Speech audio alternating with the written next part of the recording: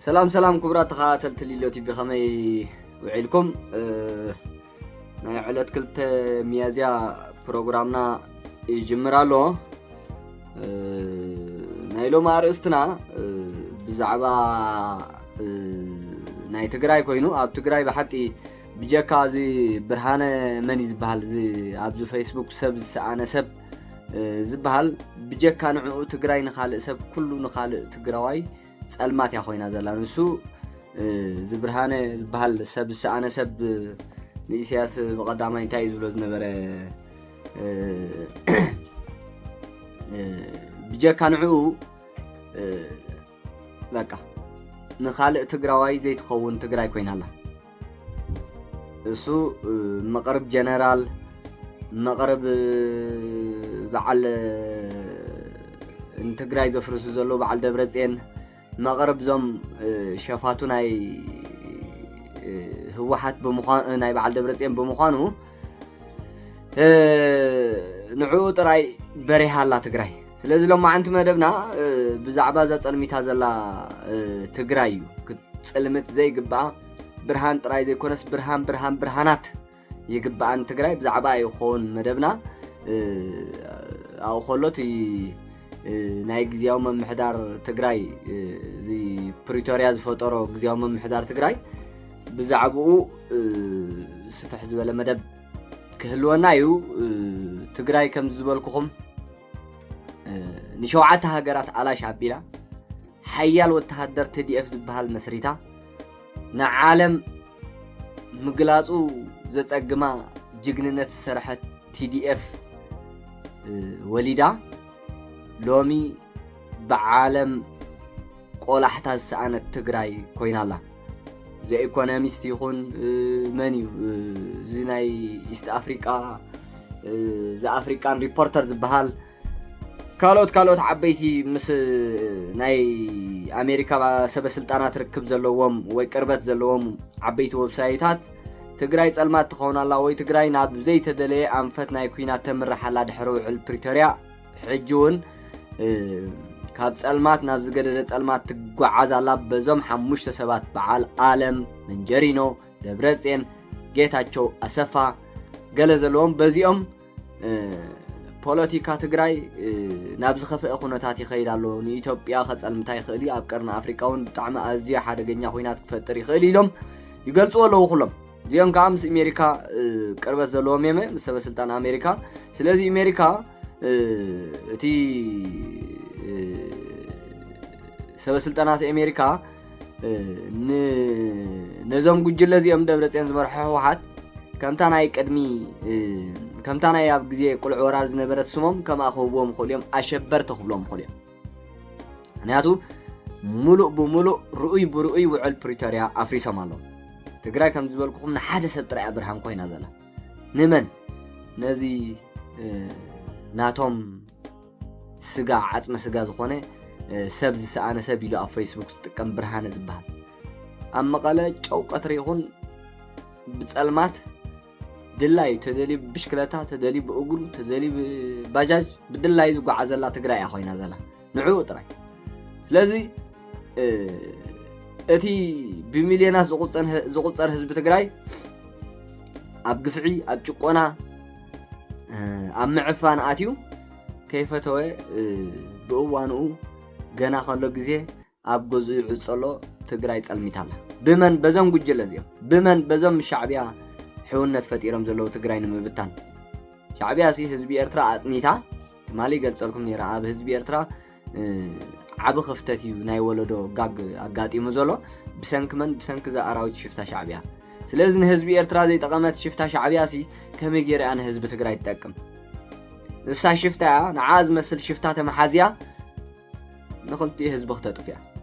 ስለዚህ ግዜያዊ መምሕዳር ትግራይ ውዕል ፕሪቶሪያ እዩ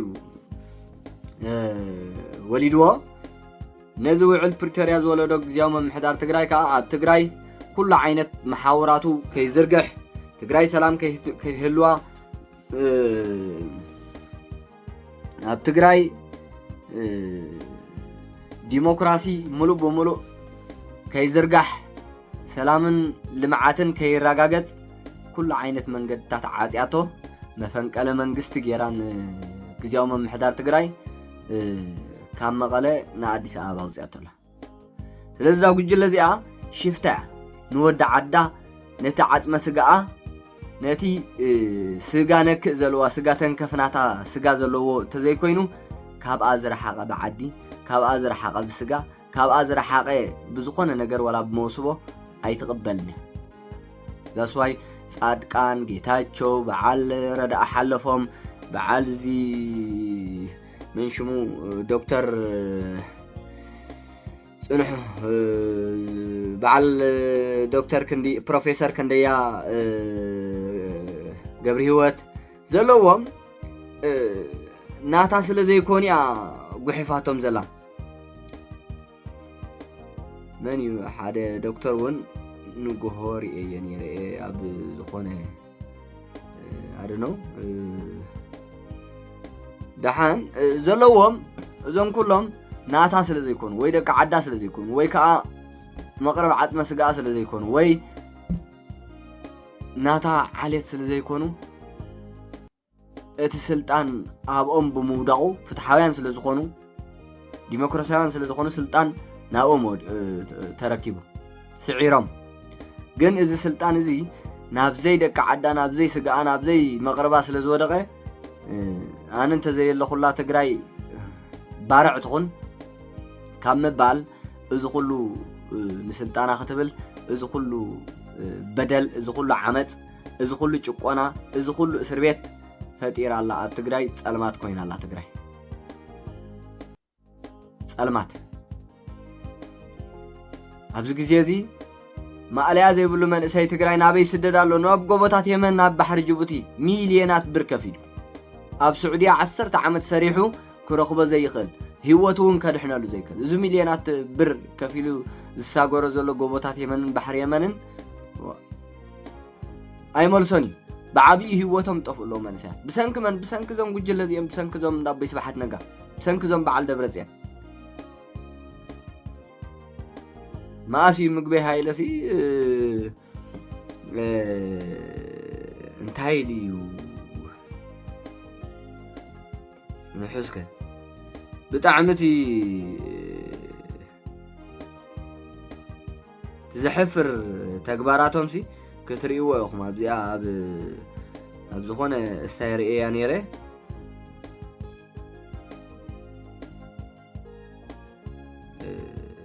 تا فيديو ناي ماسي عم دعي أنا رجس أني يكون كون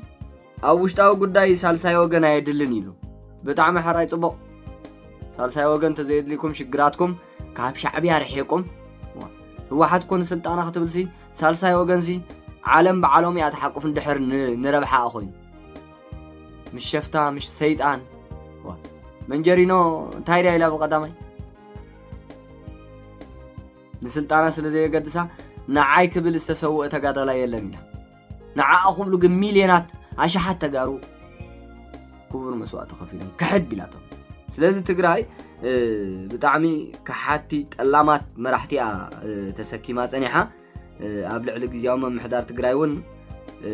تقراي سلام كيهلوا مفنقل منقست كايدا ام الشعبيه خوينا እዚ ጀነራል ምግበይ ዝበሃል ካብ ዝተዛረበን በቀዳማይ ሲ ኣብ ውሽጣዊ ጉዳይ ሳልሳይ ወገን አይደለን ጽቡቅ ኦሙ ስታይ ነብልን አፋላላይ ቢሄን ሚሄን ንፈትሐለና ይልካ አፋላላይ ሲ ቢሄን ሚሄን ንፈትሐ ብጠበንጃም ዝፈትሑ ዘለውኮ በቃ ፍልልያቶም በቃ ካብኦም ንዝተፈለየ ንብርሃነ ሰብ ዝሰኣነ ሰብ ጥራይ ትኸውን ትግራይ መስሪቶም ዝገርመኩም ካለ ብሄራዊ አጀንዳ ለና ይዝብል እንታይ ብሄራዊ አጀንዳ ናይ ጉጅለ አጀንዳ ኣለዎም በር ናይ ጉጅለ ደብረጽዮን ናይ ጉጅለ ዓለም ናይ ዞም ጉጅለ እዚኦም ናቶም አጀንዳ ይዘለዎም በር ብሄራዊ አጀንዳ ይብሎም ሃገራዊ አጀንዳ ይብሎም ሓድነታዊ አጀንዳ ይብሎም ኣብታ ናይ መወዳእታ ዝተዛረባኻ ሕጊ ነኽብር ኣለና ሕጊ ንስልጣኖም ዳወ ንስልጣኖም ተስልጣን ናይ ህወሓት እቲ ሕጊ ናይ ህወሓት ስልጣን ናይ ህወሓትና ማንም ክሳገር የብሉን ይዝብል በተንሪኦ ዘለና ማለት እዩ በተንሪኦ ዘለና نمانم كاب هو حات وزا خب على دبرتين منجرينو عالم وزاي نمانم كخير يبلون يزبل سلازي تحقهم يتكبر له حزباو حق ناي تقرا حق زي كونسي تحقنا خبر علينا زبل زلو و بقى سلطان كحدقو علوا منقست فتيمم حقنا هو حات يتكبر له ازي حقنا هو حات سلطان هو حات نمانم كخير يبلون يزبل بتزقبرو زلو خنري خلنا ካልእ እኮ ወላ ሓደ ዘባእሶም ይብሉም ምኽንያቱ ግዜያዊ ምምሕዳር ትግራይ ፕሬዝዳንት ጌታቸው ረዳ ይኹን ፖለቲከኛ ናይ ዓለም ሃንዳስ ፖለቲካ ምሁር ፖለቲካ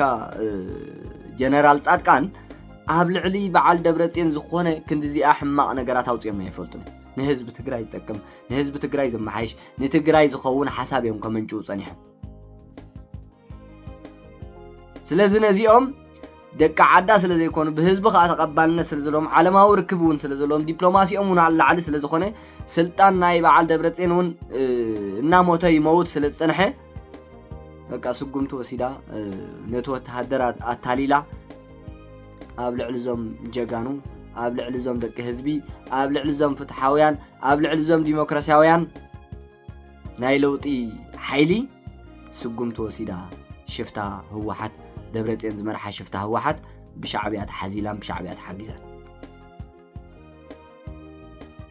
لذو كلهم جنرالات ناي بعد دبرتين زهبوا حبريتا ناي حسودي زي تحلالفو ملأخت ناي چكانن ناي عليتنتن نورام زخونا حسابي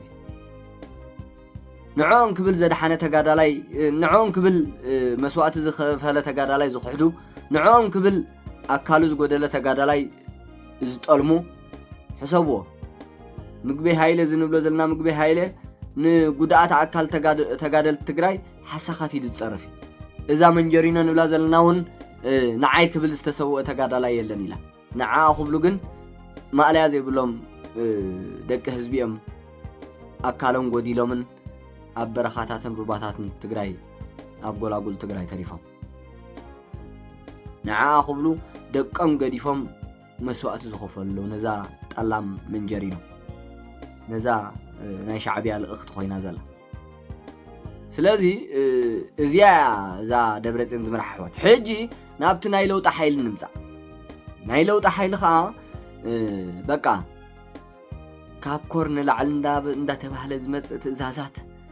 سراويت ناي حزبي اندا تبهله ግን كا ناي بعل دبرتين ጥራይ نبرت كاب زخون أبلع لهزبي أبلع لتتمالي كاب زي بلو نعو قديفونا عنا زعلي نعنا زعنقلي هزب تقراي أبلع ليو تيت كنت كوس أبلع ليو سقوم تخنو سد أبلع ليو كاني أرمينا وتكبر كنت تسم نحنا نحادا قجلي كنكون كاب زقورنا هز تقراي تسألمي تالا بزن قجلي زيهم سلازي تقراي برهان نفتر الله نايلو حايل نخون إلهم ناب حارة مريت تقراي معليا زي بلوم أبالات TDF زنورو ناب برخاتات تقراي ناب حارة مريت تقراي نابتي دبرتين زمرح واحد زي تقاعد وربوتاتات ناو يوحزلو سلازي جزياو محدار تقراي كا أفلوط يهبالو ببغرب نزيوم نايلو حايلتات ምክንያቱ ትግራይ ጸልሚታ አላ ትግራይ ተዓኑላ በመን በደብረጽዮን ዝመርሑ ህወሓት ደብረጽዮን ዝመርሑ ህወሓት ብረታው ብብረት በኃይል ተዘይኮይኑ ሰላማዊ ቃልሲ ኣይኣምንን ኣሎ ስለዚ ነዚ ሰላማዊ ቃልሲ ዘይኣምን ጉጅለኻ በታ ዘኣምና ንምዕላው ትግራይ ሰላም ክህልዋ ትግራይ ክርህዋ እዚ ጉጅለ እዚ ክጠፍ ስለ ዘሎ ነቲ ሰላማዊ ቃልሲ ዘይኣምን ጎነፃው ቃልሲ ዝኣምን ዓማጽ ጉጅለ ንምዕላይ ናብ ሓራ መሬት ትግራይ መንእሰያት ወርድለው نقبلون فرقان دقفتينا يبلالو غزياو ممحدار تግራይ تخكل ازي وعال حدار زي يدلي قدا يترف غزياو ممحدار تግራይ سي ابرحوق عالم زلا عالمون كدقفون كتسامعلون كتامنولون يا نتنا يلوط حيلي ناس ذا 50 عمت عدمه زلو ጉጅለ ሰላም ኢትዮጵያ ምሻዕብያ ኮይኑ ዝዘርግ حيلي ንህዝብ ትግራይ كاب يونيفرسيتي ناب سدت نمنسي تግራይ كاب يونيفرسيتي ناب سدت زغعز ጉጅለ ጸረ ህዝብ ትግራይ ስለዚህ ፀገማት ትግራይ መንሽሙ ረዳእ ሓለፎም ይኹን ኩሎም ይገልጽዎ ኣለዉ እዮም ፀገማት ትግራይ ስለዚ ብሰላማዊ ቃልሲ ትግራይ ከም ዘይትድሕን ከዓ ሓቢሮም ኣለዉ እዮም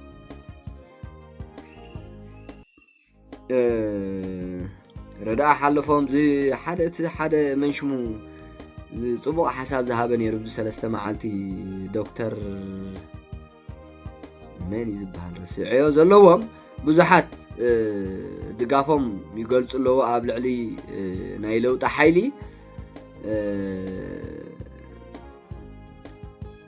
ብጣዕሚ ተስፋ ዘለዎ እዩ ዝሓይልኻ ናይ ለውጢ እዚ ካብ TDF ካብ ተፈላለዩ ዩኒቨርሲቲታት ካብ ዲያስፖራ ካብ ኩሉ እቲ ሓራ መሬት ትግራይ መንእሰይ መሊኡ እዩ ሕጂ እቲ መንእሰይ ትግራይ ሓደ ተጋሩ ብፍላይ ዋላ ኤርትራውያን ደለይቲ ፍትሒ ሕጂ ኸ ትግራይ ምስ መን ክትዋጋእ እንታይ እዩ ዝሓራ መሬት ገለ ዋ ትግራይ ኣብ ምንታይ እያ ዘላ ኣብ ፀልማት እያ እኳ ዘላ ብመን በዚ ደብረፅዮን ዝመርሖ ጉጅለ ህወሓት ስለዚ ሰላማዊ ቃልሲ እያ እሞ ትግራይ 50 ዓመት ነቢዓስ 2 ዓመት ሙሉእ ብ7 ሃገራት ጀኖሳይድ ተፈፂምዋስ ሕጂ ኸናብኡ ትእቶ ከምኡ ኢላ ትቐፅል ሓደ ወለዶ በሊዓስ ሕጂ ከዓ ሓደ ወለዶ ትብላዕ ትግራይ ሓደ ወለዶ 2 ሚልዮን በብግዚኡ ኣብ ክንዲ ትንኪ ክትውስኽ ይግባእ ስለዚ ነዚ ብሰላማዊ ቃልሲ ክደራደር ዘይኽእል ዓማፂ ጉጅለ ብምንታይ ንግጠሞ ኢልኩም ትሓስቡ ህዝቢ ትግራይ ብምንታይ ይግጠሞ በቃ እትረፍ ሰላማዊ ቃልሲ ኣብ መድረኽ ከማን ንህወሓት ዝቃወም ሓሳብ እንድሕሪ ኣመንጭኻ ካትያ ትኾን ሓሳብ ኣይተሓልፍነ ኣብ መድረኽ ስለዚ ሰላማዊ ቃልሲ ነቐፌታ እዚ ከምዝታት ኣይተኣምንኛ ኣይተቐበልኛ ደብረፅዮን ዝመርሐ ህወሓት ልክዕ ሻዕብያ ልክዕ ሽፍታ ሻዕብያ ናቱ ውላድ እያ ከምኡ እያ ሻዕብያ ንፍለያቱ ብጠበንጃ ጥራይ ዝፈትሕ ንፍለያቱ ብጠበንጃ እዩ ዝፈትሕ በቃ ካልእ መፍትሒ የለን እዛ ኣራዊት ውላድ ሻዕብያ ዝኾነት ሽፍታ ህወሓት ከዓ ንሳያ ትደግማ ዘላ ነዚ ግዚያዊ ምምሕዳር ትግራይ ኣፍልጦ በብንእሽተይ ኣፍልጦን ድጋፍን ይህብ ኣሎ ነቲ ኣብ ሓራ መሬት ትግራይ ዘሎ ተቃላሳይ ሓርነት ወይ TPF ንብሎ ሰራዊት ስለዚ ብዙሓት ደገፍቲ ኣለዎ ብብዙሓት ኣካላት ብዙሓት ፖለቲከኛታት ናይ ሚድያ ኣካላት ሰበስልጣናት መንግስቲ ናይ ኢትዮጵያ ይኹን ዋላ ብዙሕ ኣቃልቦ ስሒብ ኣሎ ካብ ብዙሓት እውን ድጋፍ ይረክብ ኣሎ እዚ ናይ ሓራ መሬት እዚ ህወሓት ኣብ ሓፂር ግዜ ወይ በቲ መንግስቲ ኢትዮጵያ ውፅኦ ዘሎ ሓድሽ ንድፊ ወይ ሓድሽ ሓሳብቲ ኣብ ክልላት ጣልቃ ምእታው ዝብል ኣትዩ ዶባት ኤርትራን ትግራይን ዓፅዩ ንህወሓት ኣብ እንድሕሪ ቀርቂርዋ ብኡ ተገዲዳ ሰላም እንተጌራ ዝበለፀ እንተዘይኮይኑ ግን እዛ ጉጅለ እዚኣ ይትረፍ ንህዝቢ ትግራይ ሲን ኢትዮጵያዊ ሙሉእን ሰላሙ ስለትዘርግ ክትውገድ ጥራይ ዘለዋ ኣብ ጠረጴዛ ወይ ከዓ ሰላማዊ ቃልሲ ስለዘይተኣምን ከዓ ብጠበንጃ እያ ክትውገድ ዘለዋ ብጎነፅ እያ ክትእለ ዘለዋ ጎነፃዊ ሓይሊ እያ ተኣምን ብጎነፅ እያ ክትረዳድኣካ ትፍትን እዚ ብጎነፅ ምግጣም ስለዝተገደደ እዩ መንእሰይ ትግራይ ናብ ሓራ መሬት ትግራይ ዝወርድ ዘሎ ማለት እዩ ግዚያዊ ምምሕዳር ትግራይ ኣብዚ እቲ በቃ ኣስሚሩ ዘሎ እዚ ሓይሊ እዚ ሰላማዊ ቃልሲ ኣይንታይን እዩ ብጎነፅ ዝኣምን ብጎነፅ ንምእላይ ከዓ እቲ መንገዲ ተጀሚሩሎ እቲ ሜዳውን ኣሎ እዚ ናብኡ ገፅና ኢና እዩ ዝብል ዘሎ ናይ ትግራይ ኩነታት ከዓ ከምኡ ዝመስል ናብኡ እዩ ዝመስል እዚኣ ትመስል ናይ ሎማዓንቲ መደብና ምክንያቱ እቲ ኩነታት ክረአ ከሎ ከምዝታት እዩ ትግራይ ከምቲ ዓንተው መጀመርያ ዝበልኩኹም ን10 ሚልዮን ህዝቢ ደኣ ብርሃነ ትከውን ይግባእ እምበር ንውልቀ ሰብ ንበዓል ብርሃነ ዝበሃል ሰብ ዝሰኣነ ሰብ ዝበሃል ናይ ፌስቡክ ዝጥቀም ንበዓል ንዑ ጥራይ ብርሃን ክትከውን ሕሰብዎ ዝገርም ከምዚ ናይ ኤርትራ ማለት እኳ እዩ ኤርትራስ ገዳም ኢና ንብላ ነው ገዳም ሲ ቤት ፈለስትን ቤት መነኮስያን እምበር ናይ ኩሉ ዓለም ቤት ኣይኮነን ጽሙው ዝበለ ብሕቱ ዝበለ ጽሙዋ ዝዓሰሎ ወይ ካ ጽሙዋ ዘሎ ከባቢ ገዳም ስለዚ ኤርትራ ንዑያ ትመስል ኣብ ኤርትራ ድላይ ዝንቀሳቀስ ተዓሊት ናይ ኢሳያስ ኣብ ትግራይ ካ ትግራይ ገዳም መሲላላ ልካ በቃ ጽሙዋ ተበሊዓላ ኩሉ ከተማታት ትግራይ ብስእሊ ዝርግሕዎ ዘለው ይኹን ቪድዮ ዝርግሕዎ ዘለኹም ተሪኹሞ ጽሙዋ ኣስመራ እዩ ዝመስል በቃ ጸጥ ኢሉ ገዳም ይመስል እዚ ኩሉ መንእሰይ ኣበይ ኣትሎ ገሊን ስደት ተበቲኑ ገሊን ኣብ ካልእ ቦታታት ናብ በዓል ኣዲስ ኣበባ ኸይዱ እቲ ዝተረፈ ኸኣ ኣብ ቤቱ ተዓጺሎ ምክንያቱ እቲ ጭካነ ናይ ደብረጽዮን ዝመርሖ ህወሓት ነዚ ፈጢሩ ካብ ከተማታት ትግራይ ኮ ጎቦታት የመን እንኳ ብመንእሰያት እዕለቕ ሊቑ ዘሎ ካብ ከተማታት ትግራይ ሲ ጎቦታት የመን መንእሰይ ትግራይ እዕለቕ ሊቑ ኣሎ ሕሰብዎ ደብረጽዮን ዝመርሖ ህወሓት ድሕሪ ፕሪቶርያ ንመንእሰይ ትግራይ ሰልዲ ክትበልዕ በዓላ መንገዲ ፈጢራ ናብ ጎቦታት የመን ኣሽሓት ዶላራት ተቕበሎም ምክንያቱ ሓደጋ ኸይኮነ ኣብ ኤርትራ ኣብ ትግራይ ሓደጋ ኸይኮነ እዚ እዚኣ ትመስል ትግራይ ሲ እዚ ክትረክብ ኣይግባኣን እዩ ኩሉ ትግራዋይ ሎሚ ተረዲኡ ወይ ሳላ በዓል ጌታቸውን ጀነራል ጻድቃንን ትግራይ ብጣዕሚ መንቋሕቋሕታ ናይ ዲሞክራሲ ሓሳብካ ከም ድላይካ ናይ ምግላጽ ተቃውሞታት ብሰላማዊ ቃልሲ ናይ ምክያድ ዕድል ረኺቡ መንእሰይ ትግራይ ኣብ መወዳእታ ክበጽሕ ተስፋ ንገብር ክቕጽል ምክንያቱ መሓውራት ናይ ደብረጽዮን ዝመርሖ ህወሓት ካት ኮይኑ መሓውራት ግዝያዊ መንግስት ትግራይ ኣብ ሙሉእ ከተማታት ትግራይ ኣብ ሙሉእ ገጠራት ትግራይ ኣብ ትግራይ ምልእቲ ክዝርጋሕ